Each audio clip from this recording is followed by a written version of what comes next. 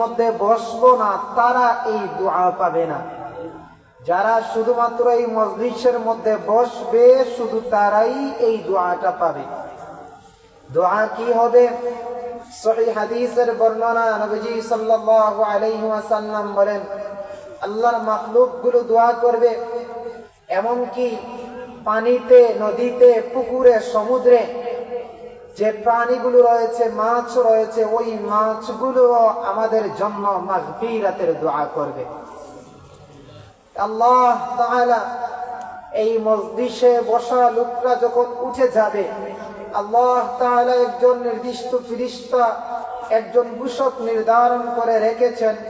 এই মানুষগুলো যখন এখান থেকে উঠে যাবে, আল্লাহর পক্ষ থেকে এই ফেরেশতা ঘোষণা দিবে, কুমু মাগফুরাল লাকুম ওয়া বুদ্দিলাত সাইয়্যাতুকুম হাসানাত, যাও তোমাদের জীবনের সমস্ত গুনাহ ক্ষমা করে দেওয়া হয়েছে।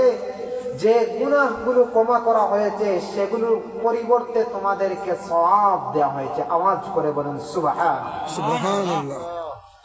এত মর্যাদা এবং ফজিলত আমাদেরকে দান করবেন আল্লাহ তাআলা। এই মজলিসে বসে আমরা আল্লাহকে চিনবো, জানবো, আল্লাহর দ্বীন চর্চা করব, দ্বীনের ইলম নিয়ে আলোচনা করব, জানবো, শুনবো, বুঝবো, আমলের নিয়ত করব। এজন্যই আল্লাহ তাআলা আমাদের জান্নাতের পথটাকে সহজ করে দিবেন। নবীজি সাল্লাল্লাহু আলাইহি ওয়াসাল্লাম বলেন, যেই ব্যক্তি ইলম অর্জন করার জন্য কোন পথ অবলম্বন করে, আল্লাহ তাআলা তার জন্য জান্নাতের পথ সহজ করে দেন। বলেন না সুবহানাল্লাহ।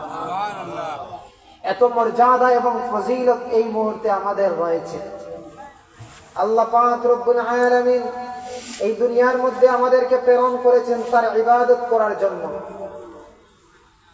তু বরায়ে বন্দেগি है याद राख, तू बराए बंदगी है याद राख, बहर सर अफगंदगी है याद राख, चंद रोजा जिंदगी है याद राख, वरना फिर शर्मिंदगी है याद राख, चंद रोजा जिंदगी है याद राख, वरना फिर शर्मिंदगी है याद राख।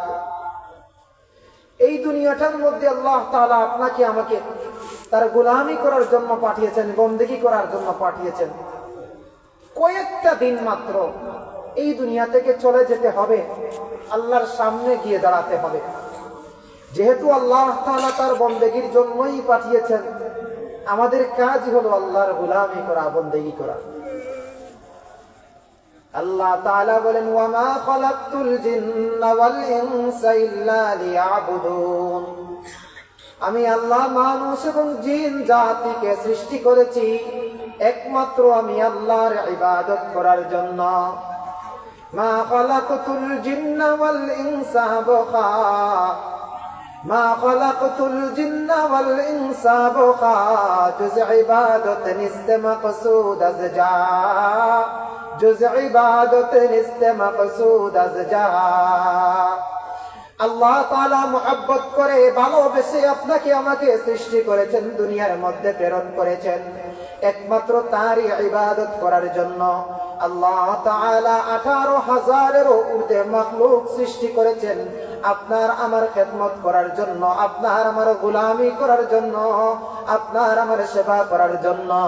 আপনাকে আমাকে আল্লাহ সৃষ্টি করেছেন তারই গোলামি করার জন্য। কিন্তু আপনি আমি এই দুনিয়ার মধ্যে হাজার হাজার নিয়ামত উপভোগ করি, নিয়ামতের মধ্যে ডুবে থেকে আল্লাহ পাক রব্বুল আলামিনের নাফরমানি করি। আল্লাহ তাআলা যত নিয়ামত দান করেছেন, নিয়ামত গুলো যদি গুনতে শুরু করি, গণনা করে আল্লাহর নিয়ামত গুনে শেষ করতে পারবো না। আল্লাহ বলেন, ওয়া ইন তাউদ্দু নি'মাতাল্লাহ, যদি তোমরা আল্লাহর নিয়ামত গুলো গণতে শুরু করো, গণনা করতে শুরু করো, গণতে শুরু করো, গণো, লা তুহসুহা, আল্লাহর নিয়ামত গণনা করে তোমরা শেষ করতে পারবে না। বলেন না সুবহানাল্লাহ। আল্লাহ হাত দিয়েছে, চক্ষু দিয়েছে, অঙ্গ প্রত্যঙ্গ দিয়েছে, চোখ দিয়েছে দেখার জন্য, হাত দিয়েছে ধরার জন্য, পা দিয়েছে হাঁটার জন্য, কান দিয়েছেন শোনার জন্য, জবান দিয়েছে কথা বলার জন্য, স্বাদ আস্বাদন করার জন্য, নাক দিয়েছেন শ্বাস প্রশ্বাস নেওয়ার জন্য, গ্রাম নেওয়ার জন্য। আল্লাহ পাক রব্বুল আলামিন এইভাবে আপনাকে আমাকে হাজার হাজার নিয়ামতের মধ্যে ডুবিয়ে রেখেছেন। আল্লাহর একটাই উদ্দেশ্য, আমার বান্দা আমার নিয়ামত উপভোগ করবে, আমার বান্দা আমার নিয়ামতের মধ্যে ডুবে থেকে আমি আল্লাহর গোলামি করবে। সুবহানাল্লাহ। আলহামদুলিল্লাহ মান কদ্দারা খায়রান ওয়া খাবালা।